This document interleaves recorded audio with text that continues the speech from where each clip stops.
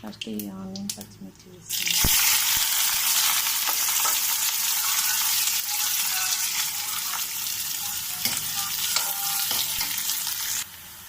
పసుపు వేసుకుందామండి. ఇప్పుడు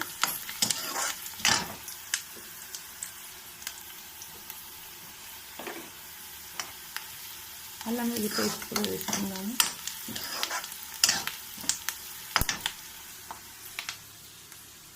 అల్లం వెల్లుల్లి పేస్ట్ కలిపేసుకుందాము.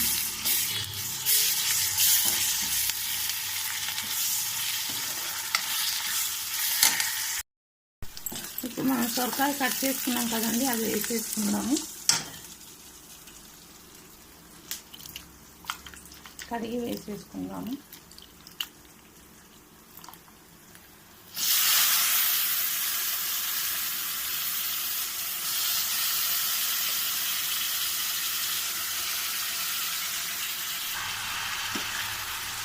కలిపేసుకుందామండి.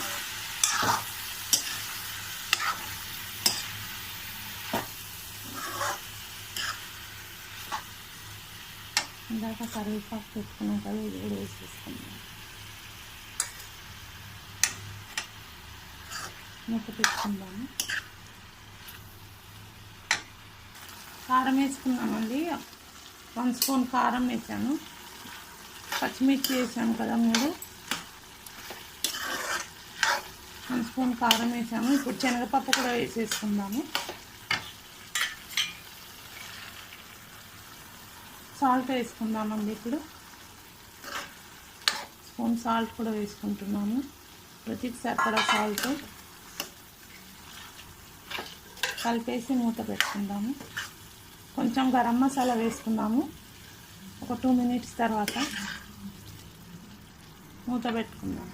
కొంచెం గరం మసాలా వేస్తున్నానండి. కొంచెం కలిపేసుకుందాము. కొంచెం వాటర్ కూడా వేసుకుందాము.